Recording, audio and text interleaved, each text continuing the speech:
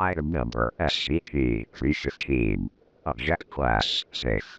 Special Containment Procedures. Object does not require any special storage arrangements. However, it is currently kept in an opaque cardboard box, away from strong light or heat sources, under the assumption that this will slow the natural decay of any stored data on the object. Description: Object consists of a set of 95 standard 8.5 GB recordable DVD format discs, arranged in a stack, on a black plastic spindle. Examination of the label side of each disc reveals no manufacturer's name. Printed into each mat label is the title, POC 1/1. Beneath this, each disc carries a unique symbol or glyph. No two discs carry the same symbol. On examination of the data side of the disk, it can be seen that each disk has already been fully written with data. Placing the disk into a computer or DVD player reveals that it is a standard encoded video disk. Playing the disk results in one of two effects, depending on whether it is a previously watched disk or an unwatched one. If an unwatched disk is played in a DVD player, the video begins.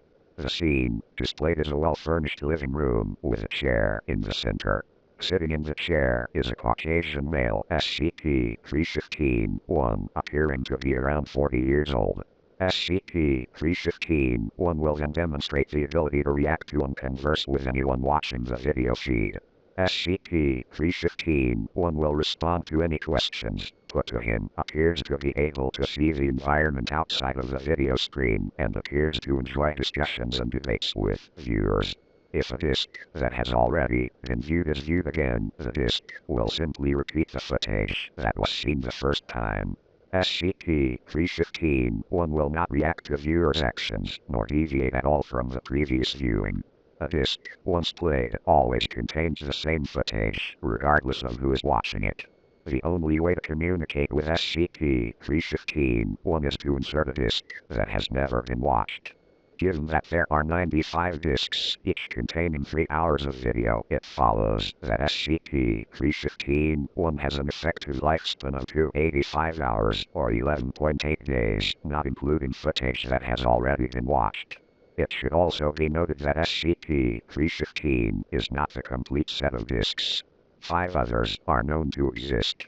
It is known that all missing disks have already been fully viewed. SCP-315-1 is cognizant of the nature of his own existence. When questioned, he is aware that he is being displayed on a television screen or monitor and can reliably identify the type, size, and color of the device on which he is shown. When directly asked about his specific nature, however, SCP-315-1 will not give a straight answer, preferring to draw the viewer into a discussion or debate. It is not clear whether SCP-315-1 is withholding information about his origin, or whether he is uncertain himself. He claims the former, stating that to tell us everything would spoil the game. He neither demonstrates nor admits to any unhappiness with his situation, nor his short lifespan. SCP-315-1 retains memory between disks. If one viewer interacts with an unwatched disk, then switches to another disk, SCP-315-1 will recognize the viewer and refer to a previous conversation.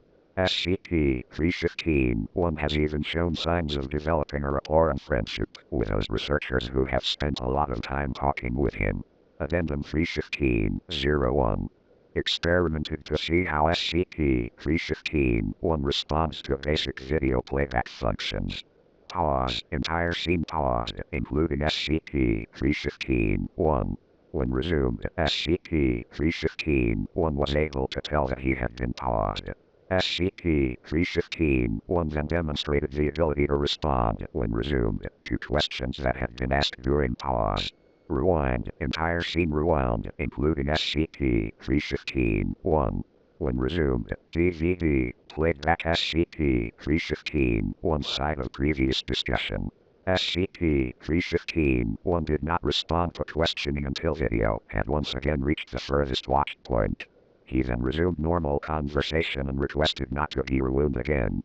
Fast forward. Whole scene fast forwarded, including SCP-315-1, who sat still during steady play. SCP-315-1 picked up conversation immediately afterward and requested not to be fast forwarded again. Slow forward. SCP-315-1 was able to react to conversation during slow play, but was slowed down himself.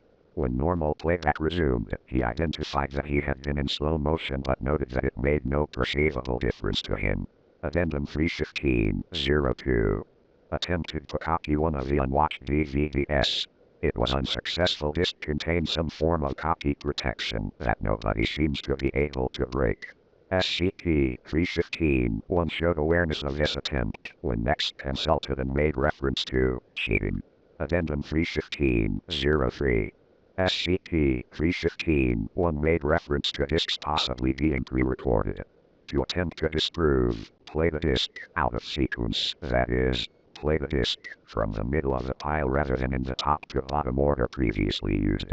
No apparent effect. SCP-315-1 was still able to tell the current, real-world time, conversed normally, complimented researcher on Guile.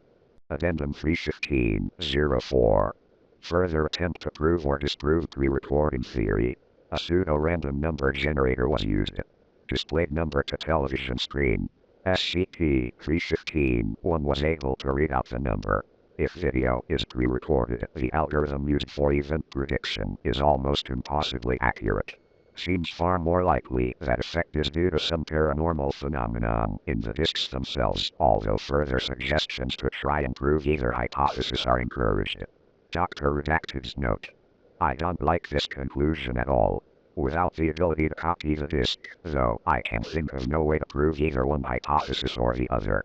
There are more important things to worry about at the Foundation, but this one keeps tugging at the back of my brain. Addendum 315-05. 2 DVD players set up in separate areas. One randomly selected unwatched DVD, placed in each player. Both discs played simultaneously to two separate researchers. Each instance of SCP-315-1 engaged in a separate conversation with each researcher. Both instances also showed awareness of the other conversation and were able to transfer a message from one researcher to another. Addendum 315-06.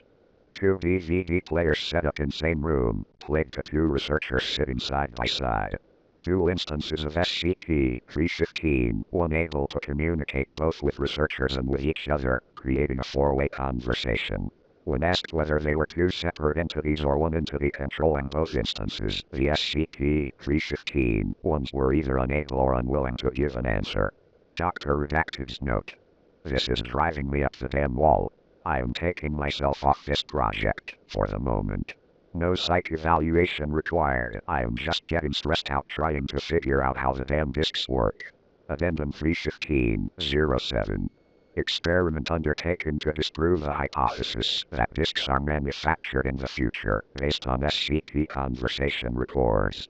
An unwatched disk was placed in a player watched by Drive, redacted and logged by researcher redacted. Researcher was asked to periodically record conversations incorrectly, logging fabricated questions and answers for both Drive, redacted and SCP-315-1. All accurate records of the conversation, including the disk itself, were subsequently expunged, and experiment participants induced to forget which parts of the record were fabricated. Inaccurate reports filed away as normal. Results: SCP-315-1 continued normal conversation with subject, giving no fabricated answers or statements inappropriate to actual conversation. Dr. Redacted's note. Could not stay away, but I at least have a decent reason for coming back. This proves that the disks are not scripted conversations of future origin, derived from our records. It's not a huge breakthrough, but God, am I glad to finally have disproved something.